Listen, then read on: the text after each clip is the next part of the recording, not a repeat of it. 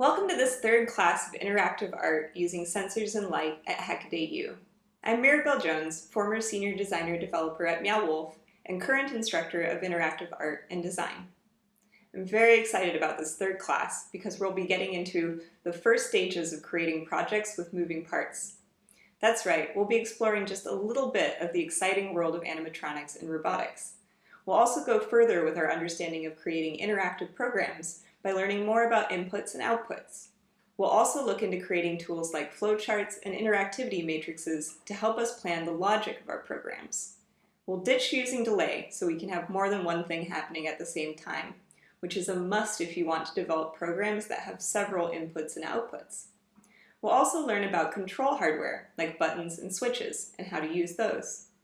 And we'll learn about one of the coolest sensors on board the Circuit Playground Express, the accelerometer, which allows us to sense movements, jostling, and also orientation. Along the way, I encourage you to pause the videos and experiment with the code. We've mostly been running pre-programmed sketches, but you'll learn more if you create your own sketches from scratch, in addition to copying and pasting parts from one sketch to another. See if you can challenge yourself to test what you've learned so far about variables, for loops, functions, and more. We've got a lot to cover this week, so let's get started. From your course files, open the sketch 3 every n milliseconds. Open the sketch 3 every n milliseconds. In this sketch, we're doing two things at the same time. We're reading our CapTouch pin, and then if we're over a threshold, we're playing a tone. We're also printing touched. And then the other thing we're doing is a fast LED lighting effect that is a breathing pattern. So if we were to try to do this with the delay, it wouldn't work, because basically while we were fading up or fading down, we would have a delay, and during that delay, we couldn't check the CapTouch data. At the same time, if we were trying to check the CapTouch data and we had a delay, it would stop our animation. So you can see how this would be a problem. Every n milliseconds is a function that resolves this issue. Basically, instead of using a delay, we're saying, don't stop the program, but only do this certain thing every n milliseconds. The n, meaning how many milliseconds, is listed in the parentheses of this function. So our first part of this loop is doing something every 250 milliseconds, or every quarter of a second. And every quarter of a second, we're reading our CapTouch data, and if it's over the threshold, we're printing touched, and then we're also playing a tone for a second. If it's not over the threshold, we're currently not doing anything, but as a challenge, feel free to put in whatever you like here. You could put in a serial print line statement, or playing a different tone if you wanted to consistently be making sounds. In the second part of our loop, we have another every n millisecond statement. Here our argument is 10 milliseconds, so this is very fast. And this is the rate at which we need to have the animation functioning, because we're fading up and fading down. If we were to change this, we would get a different breathing pattern. You can give this a try. Try changing it to 200 and see what happens. But if we have it at 10, we can see it's a smooth breathing pattern that goes up and down. Because these are both in different every n milliseconds loops, they don't interfere with one another. Every n milliseconds uses the internal clock of the circuit playground to keep time. And every n milliseconds, it will change whatever's within the loop. You can try adding different every n milliseconds loops to see if you can have a third behavior. Here we can see the breathing pattern at work. And when we touch the CapTouch pin, we can play a tone.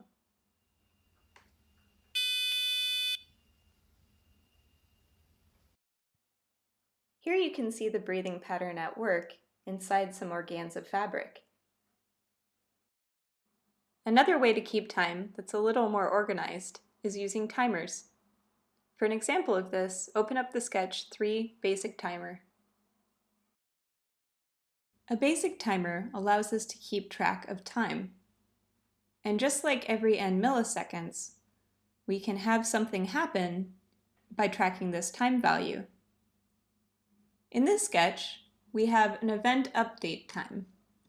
This is the time at which we will do whatever we want to do in our interactivity. We're going to do it every 1000 milliseconds, or every second.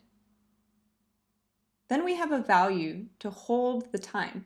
It's an unsigned long, which means it's a very long number, and we need to have this be an unsigned long, or we might accidentally overflow the variable. This is true of any variable that's going to hold a millis value. Then in our loop, we see if millis is greater than timing millis. Millis, as you can tell by the fact that it's orange, is a built-in Arduino function. And what it does is it returns the time in milliseconds since the sketch ran. So what we're doing is we're checking to see if the time that the sketch ran is greater than our timing millis value. To begin with, that value is 0, so we'll start out with our loop. In our loop, we do something once the time has elapsed. In this case, I'm just doing a print statement to print boop. After that event, I update my timer. And now timing millis equals millis, which again is the amount of time that's elapsed since we first ran our sketch, plus the event update timer. So what this is doing is it's keeping constant track of the time. And it's saying if the amount of time has elapsed, then we want to do whatever is in our loop. And if not, we're not doing anything, but we could include an else statement if we wanted to. This will make more sense once you upload the sketch. When you look at Serial Monitor, you can see that every 1000 milliseconds, or every second, it's printing boop. If we wanted to, we could change the timer and have boop print faster. Now it'll print every quarter of a second. Now we see that it's printing every quarter of a second. Instead of having a serial print statement, we could have a lighting loop, or we could have it play a tone. Give this a try. I've updated my loop so that now every 3 seconds, or 3000 milliseconds, it'll play a tone. Then it'll update my timer. You could create multiple timers for different events. And in this way, you can keep track of what's happening and easily change when it occurs without having to dig through your code.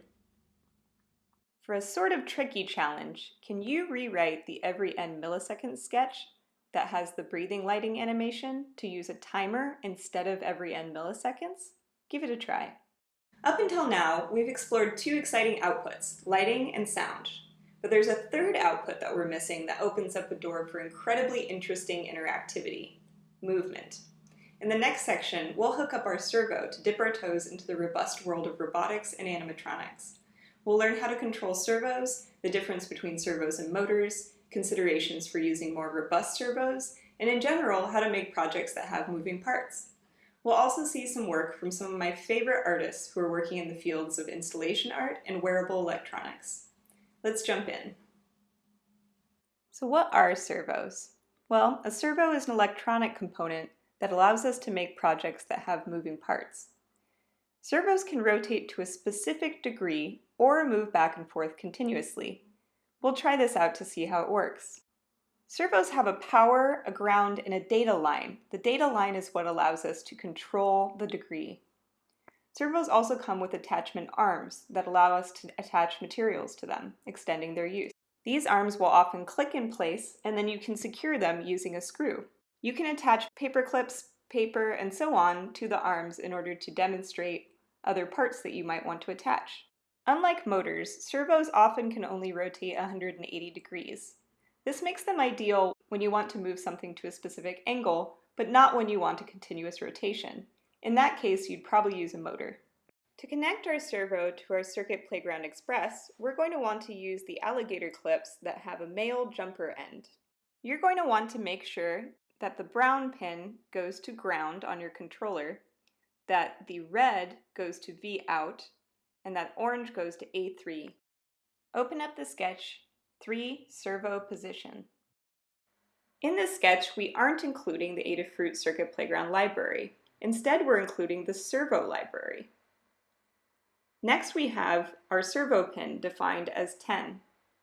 We can either define the servo pin as 10 or write it as it is below, where we attach it to 10. Either one will work. We also have a delay value of 1,000 milliseconds or 1 second, and then we have a servo object, servo my servo. This is referring to our servo object. If we had more than one servo, we'd have to create multiple objects. Finally, we have an integer that's holding our position. In this case, we're starting at 0 degrees. This could be anything from 0 degrees to 180 because our servo only goes to 180 degrees. Finally, in setup, we have myServo.attach, and then in parentheses, we have 10. Again, 10 is the digital pin that our servo is attached to, which is also A3. Then in our loop, we have the function myServo.write90. This is telling the servo to write itself to 90 degrees, meaning to change its position to 90 degrees.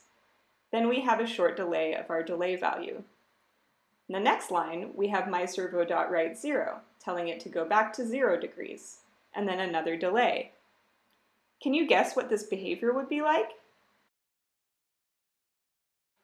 As you might have guessed, the servo goes from 0 to 90 degrees and back. Open the sketch 3 Servo Sweep. This sketch allows us to have a continuous sweeping motion, but how would we do this? Well, using a for loop, of course. So in our loop function, you see that we have a for loop. This sweeps the servo arm forward and back from 0 to 180 degrees, which is as far as the servo arm can go.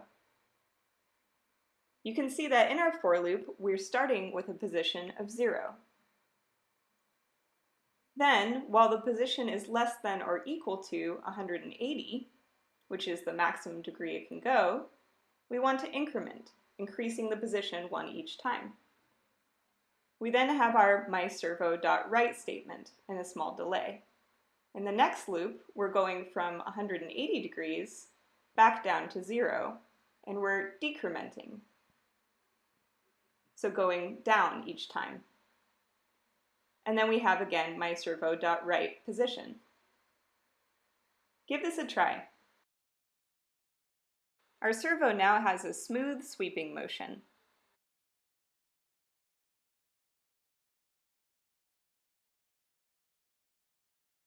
You might have noticed that our servo is only capable of moving very lightweight things. If you want to move a heavier object, you're going to need a beefier servo. But what kind of servo should you use? Servos usually come with a specification sheet. These will tell us useful information about the servo.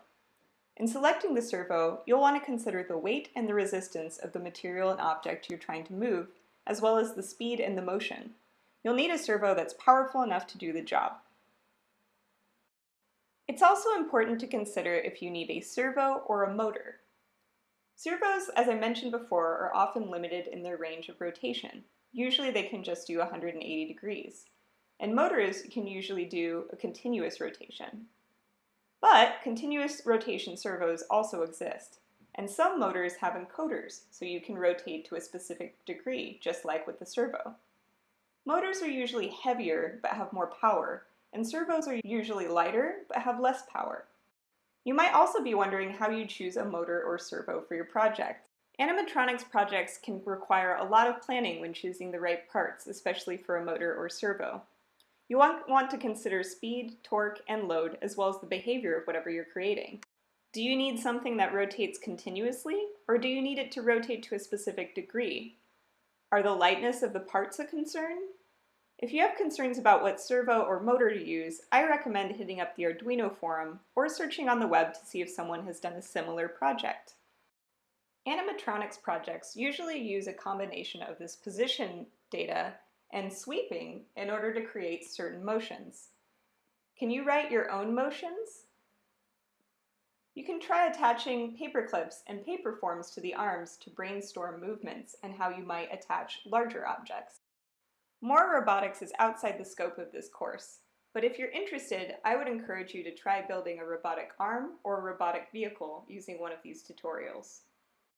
Neil Mendoza is an artist who creates really exciting, funny, and interesting installations involving moving parts. They often make sounds.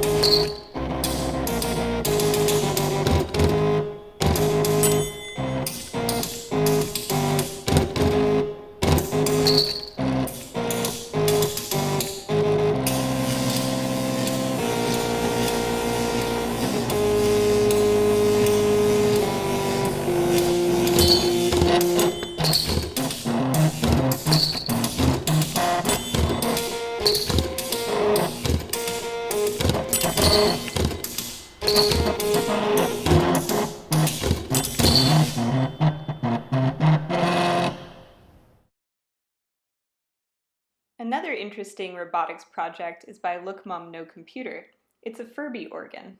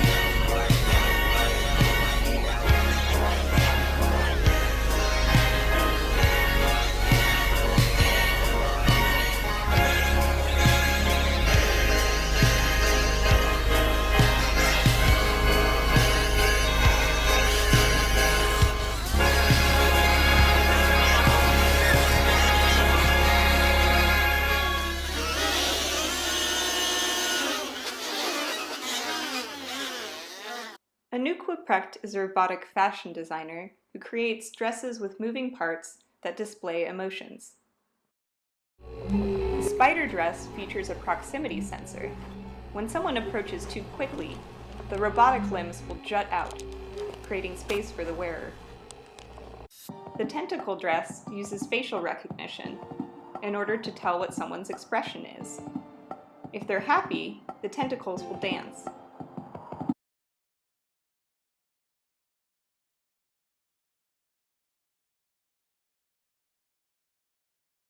Benaz Farahi's breathing wall uses motors to respond to human movements.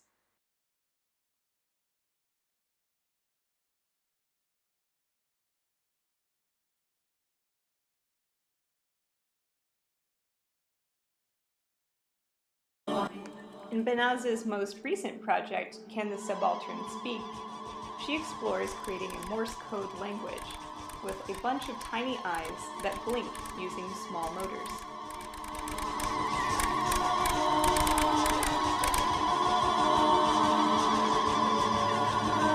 We've gone over a lot of sensors that can trigger interactivity, but we've left out a couple of very important pieces of hardware that are almost always used in electronics: buttons and switches. If you think about the different electronics in your life, they probably all start with a button or a switch. Try to think of some examples. Light switches are an easy one. How about the button on your electric toothbrush, or the different modes of a blender? What other buttons and switches can you think of? In the next section, we'll learn how to use buttons and switches to control the flow of our programs. The slide switch can be difficult to locate, but if you have a hard time, just look between the reset button and the JST jack. It's directly across from the USB port on the far side where it says D7. There you'll find a little tab that you can move back and forth. Give it a try. Open the sketch Hello Slide Switch. Open up the sketch 3 Hello Slide Switch.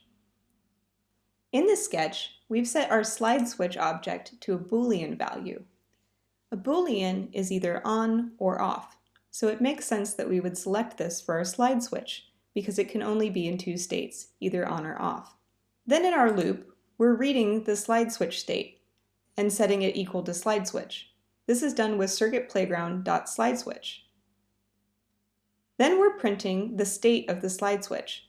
Here we see if slide switch, meaning if slide switch is true, meaning if the slide switch is switched to on. Then we print a plus. Else, if the slide switch is not set to on, we print a negative. Then we have a delay of 1 second. Upload the sketch and then try sliding the slide switch back and forth. If you have trouble locating it, you can look at the diagram again. The Circuit Playground Express also has 2 buttons that are already on board. These buttons are located on either side of the reset button, which is in the center. They can be used to control the flow of your program and to trigger interactivity. Open the sketch 3 Hello Buttons. Our button sketch looks very similar to our slide switch sketch. But here we have 2 buttons, so at the top we declare 2 different objects. We have a Boolean value for left button pressed and a Boolean value for right button pressed. This will hold the state of our button. So the button can either be pressed or not pressed, so it makes sense to have a Boolean value. Then in our loop, as you might have guessed, we have our left button pressed assigned to circuitplayground.leftButton, which reads the state of the button. We have the same for the right button, except it's circuitplayground.rightButton. Then we're printing out the state of the button. Again, if the left button has been pressed, meaning if left button pressed equals true, then we'll print down, because the button has pressed down. Else we'll print up. We do the same for the right button, and then we have a delay of 1 second. Give this a try and try pressing either of the buttons. Buttons and switches can be used to control the flow of our interactivity. As a challenge, can you change the code for Hello Slide Switch and Hello Buttons so that a tone is played when the slide switch is switched to on or when the buttons are pressed? Can you set a different tone to play for each button? How about triggering a fast LED lighting loop? Hint, you might have to use the every n milliseconds or a timer in order to avoid blocking. For a second challenge, try to write a program that sweeps the servo arm from right to left when you press the left button, and from left to right when you press the right button. How would you go about doing this? If you get stuck, have a look at the button sketch, and also have a look at our servo sweep sketch. Let's open up the Hello Button sketch and also the servo sweep sketch. Then let's create a new sketch in Arduino. In the sketch, let's begin by including the Adafruit Circuit Playground library. We also see that we need to include servo.h, which is a library for our servo. And then we also need to define which pin our servo is attached to. Then we need to create an object to control the servo, and we need to have a position that's stored.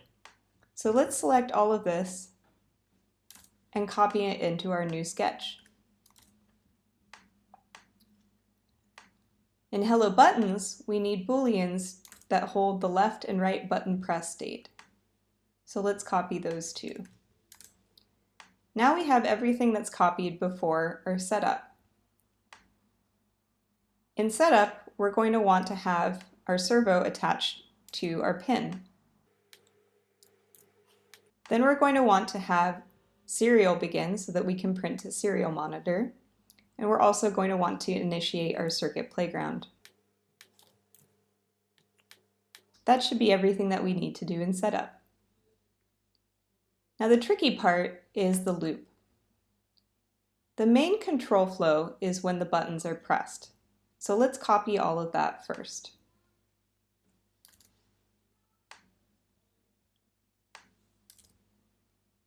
Now in our loop, we're checking the button state, and then if the left button is pressed, we're doing something, and if the right button is pressed, we're doing something else. Let's write some pseudocode so we can remember what it is that we actually have to put in.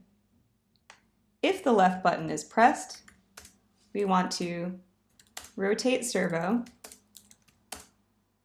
from right to left.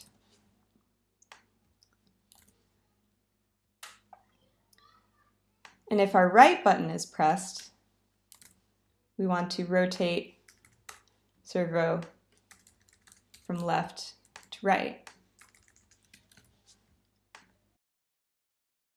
We don't have to print down or up, so let's remove those lines. And we also aren't doing anything in the case where the buttons aren't being pressed.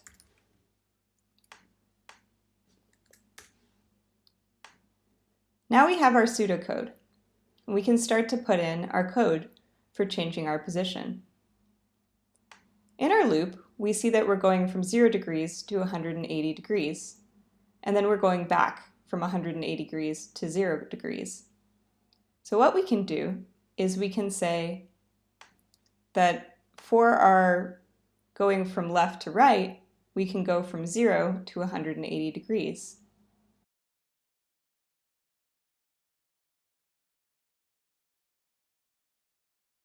And then if we want to go left, we can copy going in the other direction. Let's give this a try. The circuit playground comes with a powerful MEMS accelerometer in the very center. This is labeled with an X, Y, and Z because it can measure 3 values: X orientation, Y orientation, and Z orientation. Accelerometers are popular devices that are in your smartphone, Wiimote, or other devices that sense tilt, gravity, motion, and tap effects. An accelerometer like the one included with the playground measures relative movement. Ours measures in 3 directions.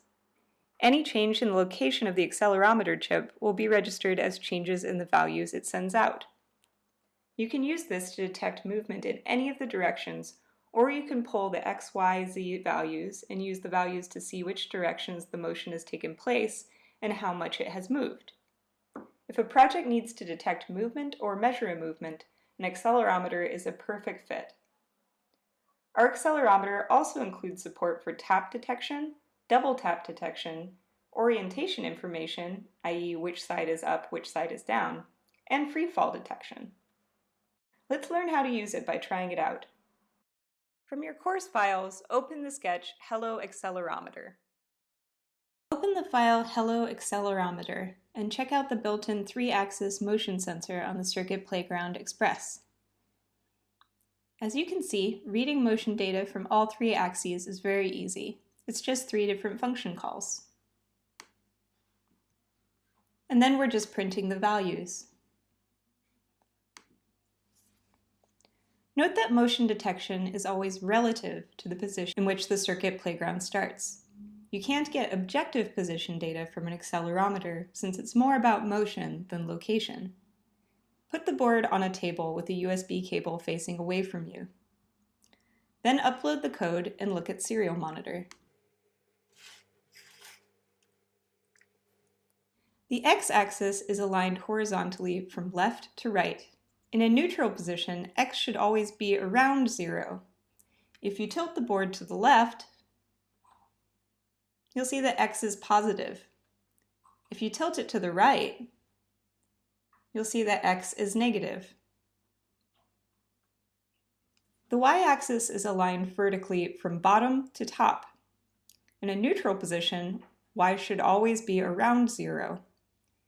If you tilt the board forward, up towards you, y is positive. If you tilt the board away from you, y is negative. The z-axis is perpendicular to the board and pointing down. When the board is at rest, z is aligned with Earth's gravity. It should read around 9.8 meters per second each second.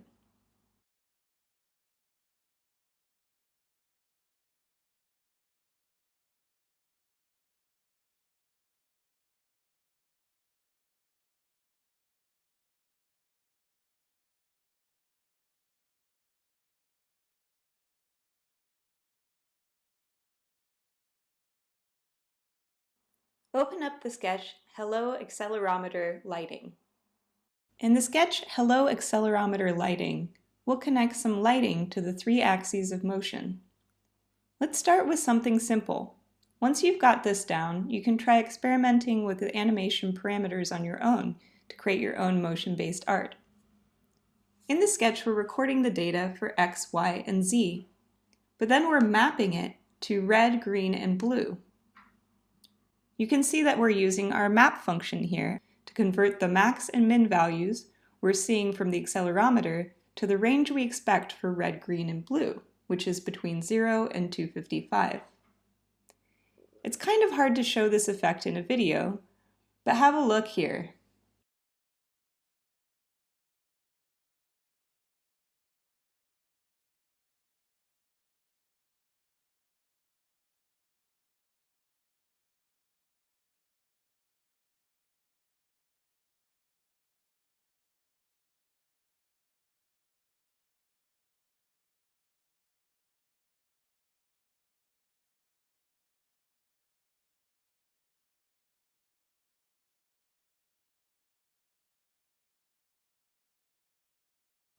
Open up the file Accel-Tap. In this sketch, we'll look at the accelerometer's built-in tap and double tap detection. You can use this to power a Star Trek comm badge, and it's also a big part of the mouse replacement example I mentioned earlier, which is in the Adafruit examples. Tap and double tap detection work best via interrupts, which are a built-in mechanism Arduino provides to allow you to interrupt normal execution upon detection of an event. These are a little beyond the scope of this class, but luckily most sensors which use them come with an example, so you can get started without knowing too much about how interrupts work. Let's take a look at how this sketch works. Upload it as is and have a look at Serial Monitor.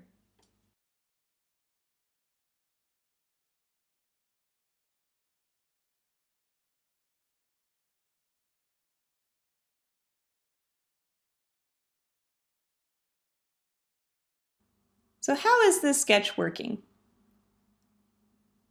The magic is all right here on this line. As you can see in the comments, there are different arguments you can give to circuitplayground.setAccelTap in order to detect different things. You'll use 1 for single tap detection, as shown, and 2 for double tap detection. 0 turns tap detection off. Let's give this a try and try changing 1 to 2. Then try uploading the sketch. Now see if you can get it to detect a double tap. You'll see it print tap to the serial monitor when you tap twice, and you should notice that it mostly doesn't respond to a single tap anymore. Pretty cool.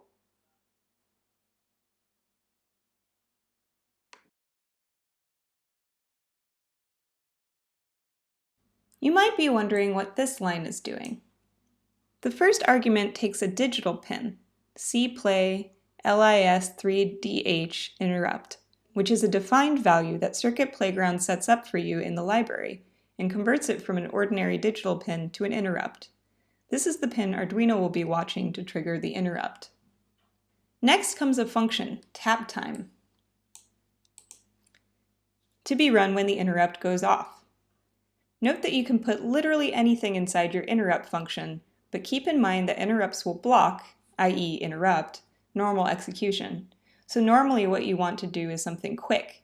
You can just change a global variable, defined as a volatile variable, so that Arduino knows that it might change outside the control block in which it appears, for instance, so that your main loop knows you've detected a tap.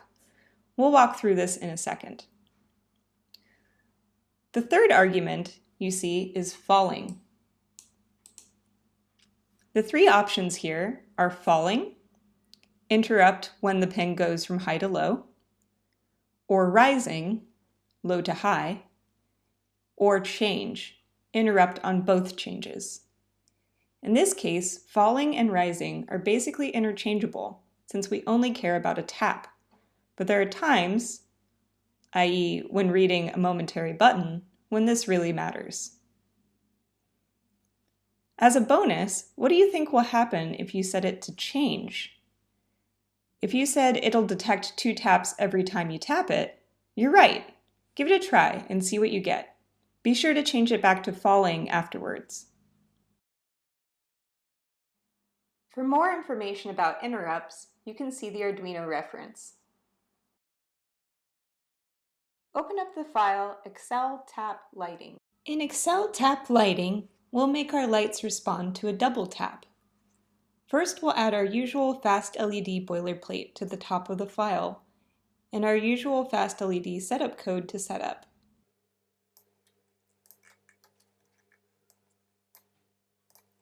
Let's also make sure our LEDs are set to black to start.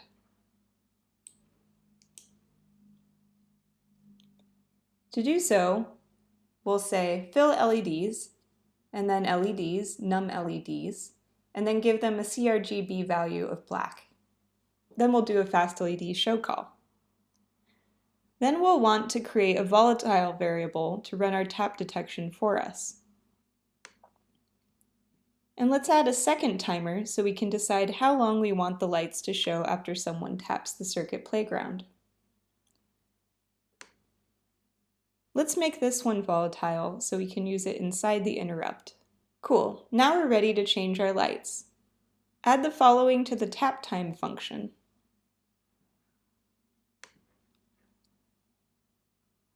By changing tapped to 1, we'll be signaling the main execution thread. Interrupts are technically threads, to let it know that the interrupt went off. Then it'll do our work for us. Likewise, we're capturing the time in our tap millis variable, so that we can start a timer based on when we were inside the interrupt. As above, you always want to use this method, because delay and millis do not work inside interrupt functions. You might notice that you can call millis over and over inside an interrupt, and it will never update. It's always frozen at the moment Arduino entered the interrupt. That makes it pretty hard to do almost anything with lighting inside interrupts. Next, we have a lighting algorithm that's copied from another fast LED sketch. And then we'll add the following to our loop and light some lights. You might notice that the logic we're using for our millis timer is essentially backwards from what we've been doing with the lights. This is because a lighting timer runs eternally. We know we always want it to run at the current value of millis, plus time. But in this case, we only want our timer to go off once, and only if the current time is our interrupt time, plus time. So that's why the logic is backwards. And you'll notice that we don't set tap millis at the end of our loop this time. Instead, only the interrupt changes it. This is a good general way to do timing based on an event. In this case, our interrupt, but you can use it when values exceed a given threshold, when buttons are pressed, and more. It's a super useful construct. Anyway, put it all together, or just grab the Accel Tap Lighting file from our GitHub, upload it, and give it a double tap.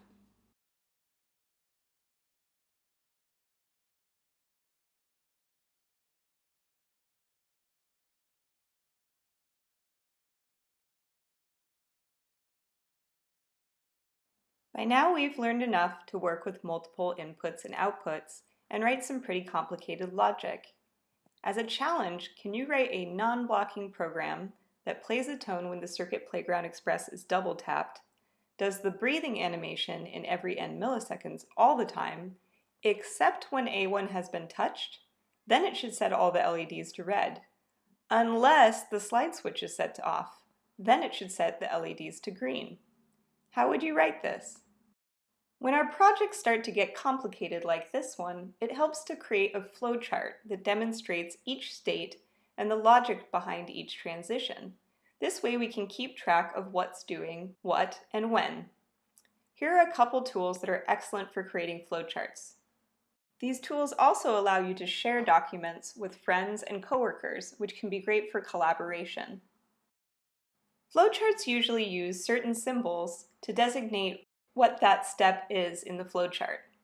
For example, a terminator, which would either be the start or the beginning of your program, might be an oval. A decision is usually a diamond. Input-output data is usually a trapezoid. Head over to Lucidchart or Draw.io or another flowchart tool of your choice and see if you can make a flowchart to solve this challenge.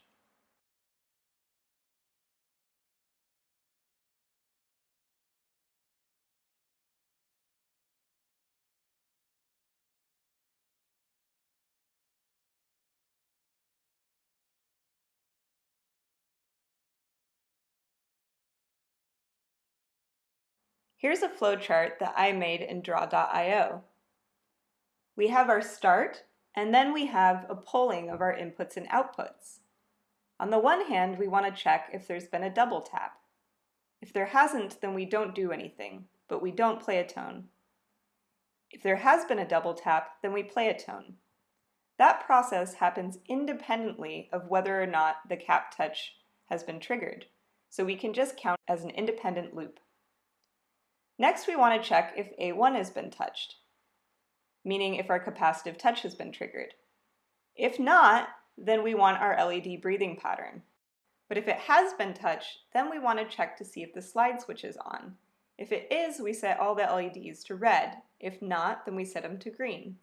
So essentially, there are three states that the LEDs can be in: a breathing pattern, all green, or all red.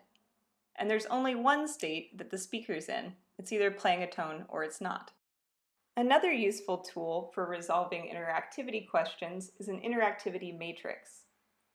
This is simply a chart or a spreadsheet that usually lists each of your states and then also the transition to go from one state to a next. You might also list whether or not an input is active, meaning if it'll change the state or if it's polling for data, or if your outputs are active, and if so, what they're doing. So for example, in this simple interactivity matrix, we have a speaker and LEDs as outputs, and they have different states.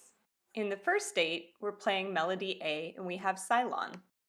In the second state, we have melody B, but we're still doing Cylon for our LEDs. In state 3, we go back to playing melody A on our speaker, but our LEDs are now playing a fire animation. Here's an example of a more complicated interactivity matrix. This lists 5 different states to a game, as well as the transition to go from one state to a next. It also lists our inputs and whether they're active or inactive, meaning if they have some sway over that state. And then we have our outputs and what they're doing in each state. Let's see if we can use our flowchart to write some pseudocode for this program. We want to begin by including the Adafruit Circuit Playground library. Then we want to begin serial communication in setup. We also want to initialize the Circuit Playground Express. In our loop function, we're going to want to assign our cap touch value to our reading and hold it in a variable. Better make sure we have that at the top.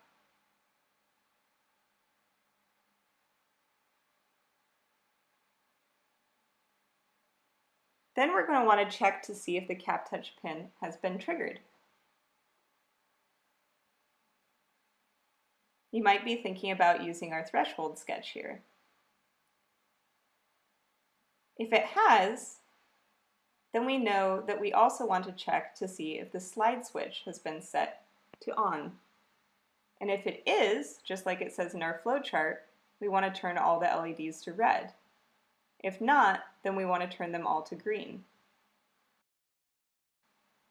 We might write our pseudocode in blocks so that we can remember what parts need to go where.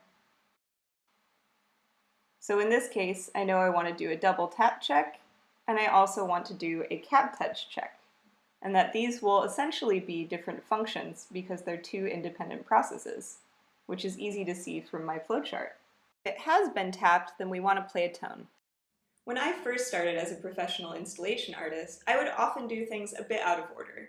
Instead of sitting down and narrowing the idea for my program, doing sketches, then flowcharting, or creating an interactivity matrix, prototyping, and so on, I would be running back and forth between technologies, development, and testing, until I finally achieved an interactivity that would work. While there's no shame in doing things that way, I highly recommend being a bit more mindful and organized in your projects. Using flowcharts and interactivity matrices, writing pseudocode, and also paper prototyping are extremely useful time-saving techniques. We'll talk a lot more about the process of creating installations in Class 4.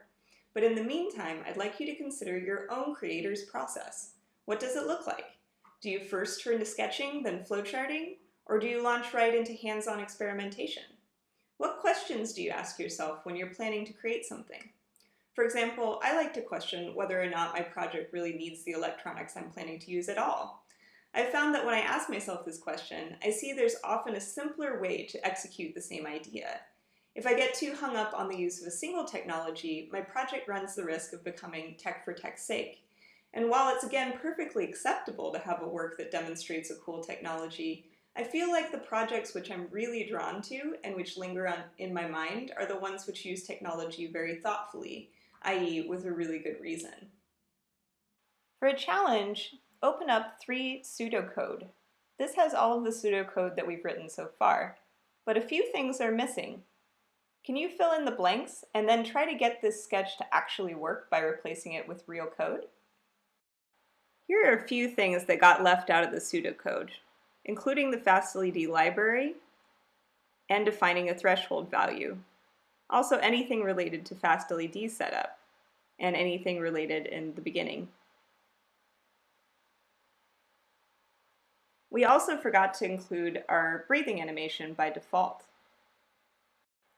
We also forgot that we want our sketch to be non-blocking, so we'll have to consider timing. Because checking the cap touch data is an independent process, it makes sense to make it its own function.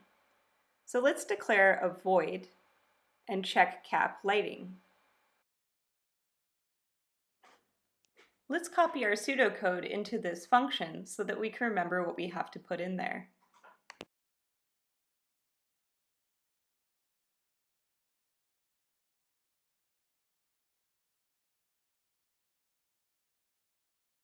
To keep ourselves from having to rewrite code, let's open up to cap touch threshold.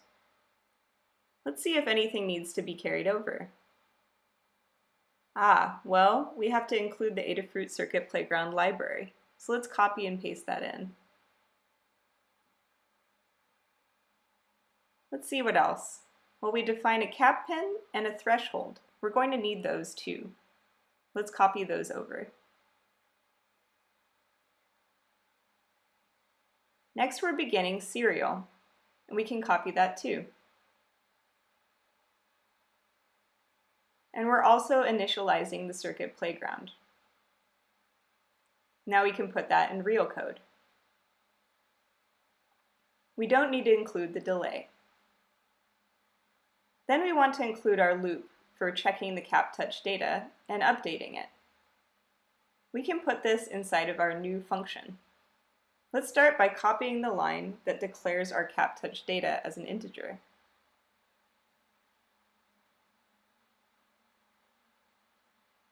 We don't need to copy the lines that print out the data, but we do need to copy the if-else loop.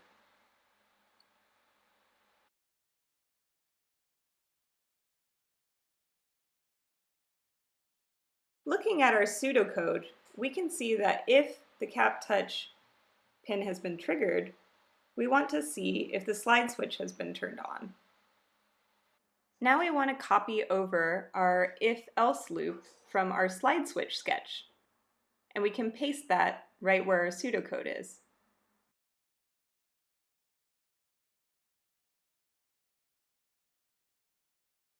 But instead of a print statement, we want to either turn all the LEDs to red or all the LEDs to green. So let's put pseudocode in there for now.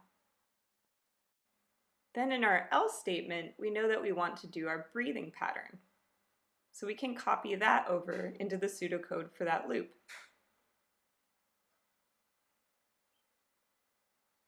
Now we have all our conditions met and in place. Now we just need to update the lighting to make it actually happen. Let's start with our breathing pattern. And to get that, let's open up the sketch for every n milliseconds. Now there's probably a lot that we have to copy from the sketch that's related to fast LED. For starters, we have to include the fast LED library. We also have to define the number of LEDs, the data pin, the sRGB array, and the brightness in order to get our algorithm to work. So let's paste that all in the beginning of our sketch.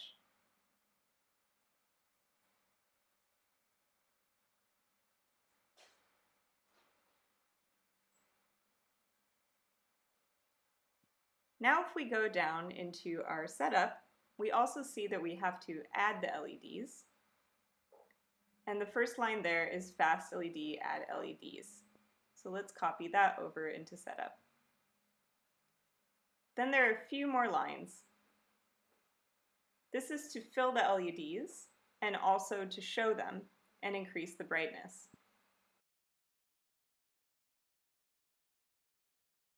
Now we can move on to our loop function.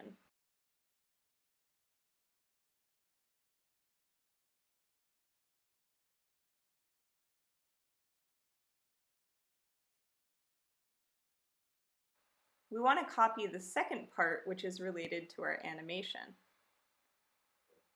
And then we'll paste it into our loop.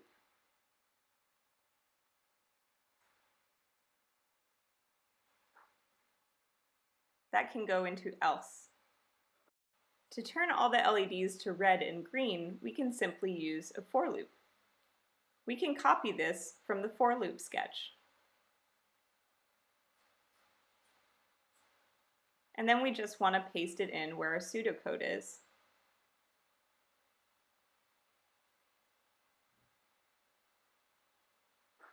For both red and for green. For red, we want to change the first value to 255, and then the other values should be 0 and 0.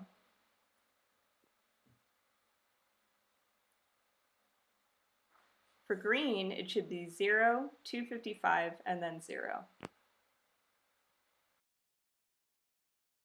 This is okay, but it's a little ugly. That else part is pretty messy, and it might be a bit confusing. So let's refactor it by making it its own function. To do so, let's copy the entire animation. And then let's make a new function called void breathing pattern. And then let's paste in our code.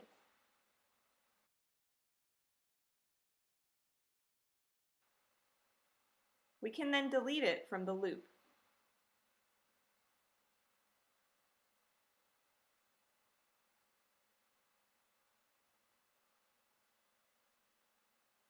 Now we can just call breathing pattern. We also want to remember to include the fade step as part of our breathing animation. So let's copy and paste that from loop into our breathing animation function.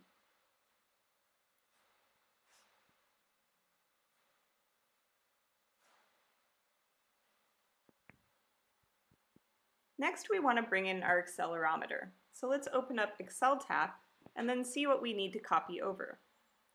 We can see we need to copy the wire and SPI libraries, and then we also need to copy a variable, which is the click threshold. Then we need to copy all of this. And this is just the setup for the accelerometer, which we went over last section. We want to change this value to 2 because we're detecting a double click instead of a single click. And then we're already calling a function, tap time, so we can just copy that over and paste it in.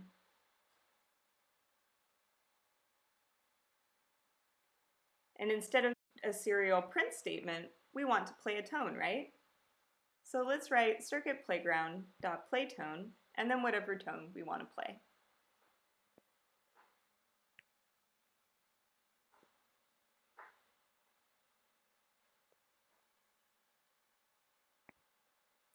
Looking it over, it looks like we have all of our conditions met. Let's upload it and see how it works. If you found this challenging, don't worry. You can find the solution on GitHub as 3-challenge solution. You'll get better at writing pseudocode and code as you continue to develop your skills and practice. It's good to start small and start where you're familiar. So if you don't understand something, don't feel like you have to make the jump to create a very complicated program. You can learn a lot by trying new things and combining different sketches in this way. It'll also really help to start with things like flowcharts, interactivity matrices, and pseudocode so that you know what's supposed to happen where. The sketch that we wrote is still a little messy. Can you think of what you could do in order to clean it up a little and make it more efficient? Give it a try. For homework, try to write your own sketch that combines more than one sketch that we've used so far. Can you make a sketch using the servo arm? Can you create different states of interactivity or different functions? Try to write your own program that uses multiple inputs and outputs. Feel free to copy and paste from the sketches that we've used so far. Thanks for tuning in again this week and for all of your hard work in this course. Today we've covered buttons and switches to control our programs, learned a bit about animatronics by hooking up our servo, and learned how to use the accelerometer. We've also learned how to use every n milliseconds and timers to create programs that have more than one thing happening simultaneously. We've also started to look into project planning, including how to create tools like flowcharts and interactivity matrices to help us with programming, and also to just make sure that our programs are working as we expect them to. In the next class, we'll talk more about how to plan interactive experiences, some common types of interactivity, and how to program a state machine so that you can easily chop your program into states, which are essentially different modes. We'll talk about how to hook up off-board sensors and go over some of my favorite sensors. I'm really excited to see what you've been making, so please drop into the office hour or feel free to post your work on the course page, which is on HackadayU.io. See you next time.